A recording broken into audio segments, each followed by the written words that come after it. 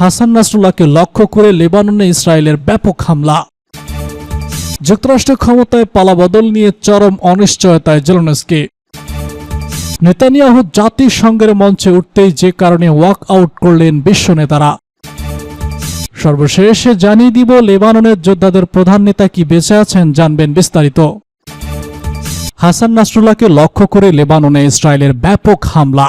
Iran সমর্থিত লেবাননের শক্তিশালী সশস্ত্র গোষ্ঠী হিজবুল্লাহর নেতা হাসান নাসরুল্লাহকে হত্যার জন্য বৈরুতে ব্যাপক বিমান হামলা চালিয়েছে দখলদার ইসরায়েলি বাহিনী।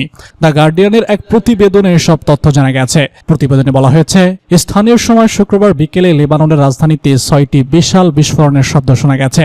সেই সঙ্গে সেখানে ব্যাপক আকারে ধোঁয়া উঠতে দেখা গেছে। বিবিসির লাইভ প্রতিবেদনে বলছে, নাসরুল্লাহকে লক্ষ্য করে বৈরুতে ইসরায়েল যে বিমান হামলা চালিয়েছে তাতে তিনি নিহত হয়েছেন কিনা তা নিয়ে যুক্তরাষ্ট্র এখনো পর্যন্ত কিছু জানায়নি। তবে লেবাননের স্বাস্থ্য মন্ত্রণালয় জানিয়েছে হামলায় অন্তত 6 জন নিহত হয়েছে, আহত হয়েছে 91 জন।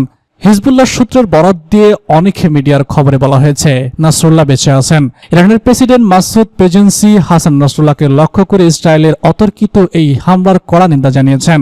এ থেকে ইসরায়েলি সামরিক বাহিনী বলছে, বিমান হামলায় হিজবুল্লাহর মিসাইল ইউনিটের প্রধান ইসমাইল আলী তার ডেপুটি হুসাইন আহমেদ ইসমাইল নিহত হয়েছে।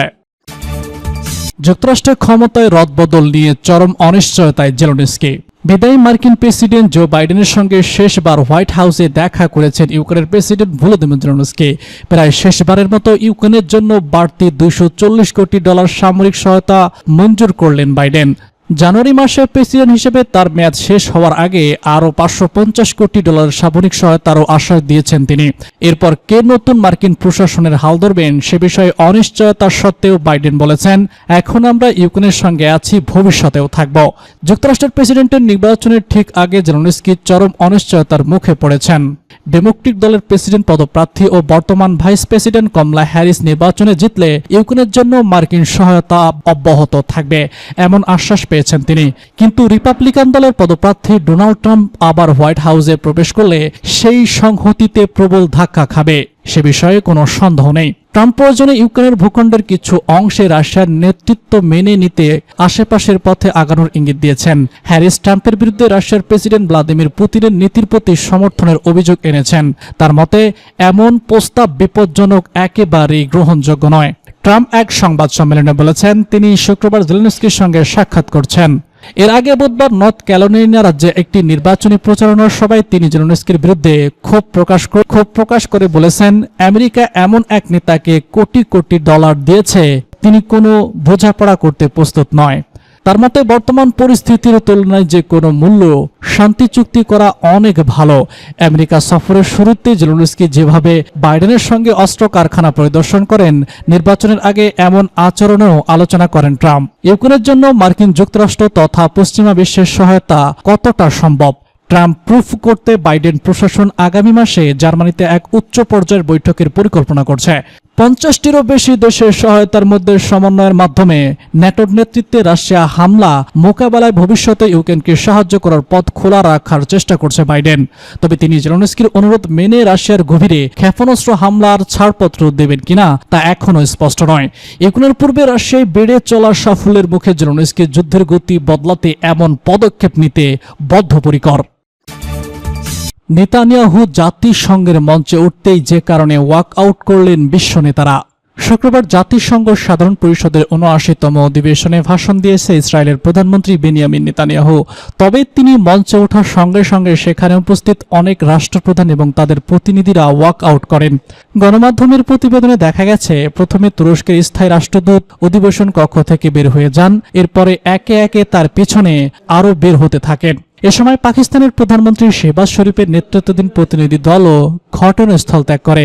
এরপর ইরান ও আরব অঞ্চলের কয়েকটি দেশ এবং আফ্রিকা অঞ্চলের কয়েকটি দেশের প্রতিনিধিরা সভাস্থল ছেড়ে চলে যান। যুদ্ধ অপরাধের অভিযোগে অভিযুক্ত নেতানিয়াহুর ভাষণ প্রত্যাখ্যানে বিশ্ব নেতাদের প্রতি আহ্বান জানিয়েছিলেন ফিলিস্তিনের সশস্ত্র গোষ্ঠী হামাস। এক বিবৃতিতে গোষ্ঠীটি বলেছে, নেতানিয়াহু ৪১,০০০ ফিলিস্তিনিকে হত্যা করেছেন। তার জাতিসংঘে ভাষণ নয়, কারাগারে থাকা উচিত। সাধারণ পরিষদের সরাসরি প্রচারিত অনুষ্ঠানে দেখা গেছে নেতানিয়াহু বক্তব্য শুরুর পর অধিবেশন কক্ষের বেশিরভাগ আসনই খালি পড়ে আছে। শুক্রবার নেতানিয়াহুর আগে দুই দেশের সরকার প্রধান ইসরায়েলকে তার কর্মকাণ্ড বন্ধের জন্য আহ্বান জানান।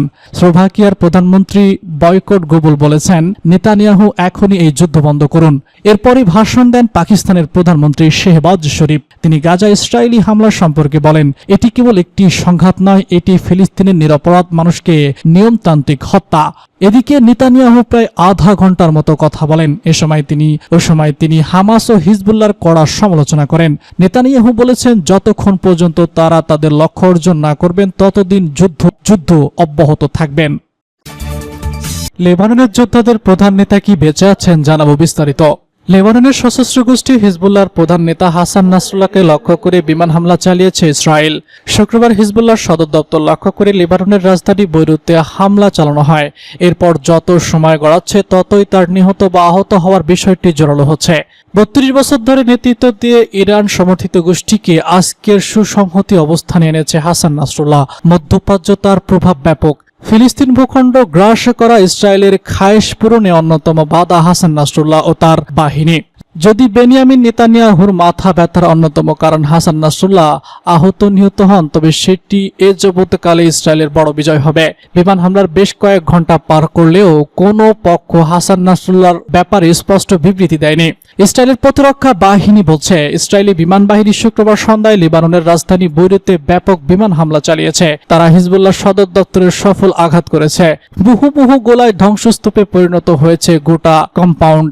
একজন ইসরায়েলি কর্মকর্তা টাইমস অফ ইসরায়েলকে নিশ্চিত করেছেন যে হিজবুল্লাহর নেতা হাসান নাসরুল্লাহকে লক্ষ্য করে এই হামলা চালানো হয়েছে।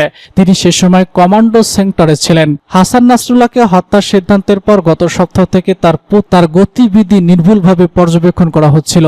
এরই পরিপ্রেক্ষিতে হামলাটি হয়। একাধিক হিব্রু মিডিয়ার প্রতিবেদনে হাসান নাসরুল্লাহর ভাগ্য নিয়ে বিশ্লেষণ করা হয়েছে। নাম প্রকাশে অনিচ্ছুক এক ইসরায়েলি কর্মকর্তা বলেছেন, হামলায় ভূগর্ভস্থ সদর দপ্তরও অক্ষত নেই। এরকম একটি বড় হামলার পর তিনি সেখান থেকে জীবিত বেরিয়ে আসবেন তা অকল্পনীয়। রয়টার্স খুব চেষ্টা করলেও হাসান নাসরুল্লাহ বা তার সঙ্গীদের সঙ্গে যোগাযোগ করতে পারেনি। তাদের টেলিফোন সংযোগ বিচ্ছিন্ন পাওয়া গেছে। গোষ্ঠীটির পক্ষ থেকেও হাসান নাসরুল্লাহর জীবিত থাকা নিয়ে অফিসিয়ালি বিবৃতি আসেনি। তবে ইরানের গণমাধ্যম তাসনিম নিউজ হাসান নাসরুল্লাহ জীবিত অক্ষত আছে বলে দাবি করে। এ সময় ইরানের কর্মকর্তারা রয়টার্সকে তথ্যের সত্যতা নিশ্চিত করেনি। ইরান হাসান নাসরুল্লাহর অবস্থা যাচাই করে দেখছে বলে এই কর্মকর্তা জানিয়েছেন। দেশটির বিভিন্ন গণমাধ্যম ওই খবরে হাসান নাসরুল্লাহর যে ছবি ব্যবহার করেছে তা শোকের আবহ দিচ্ছে।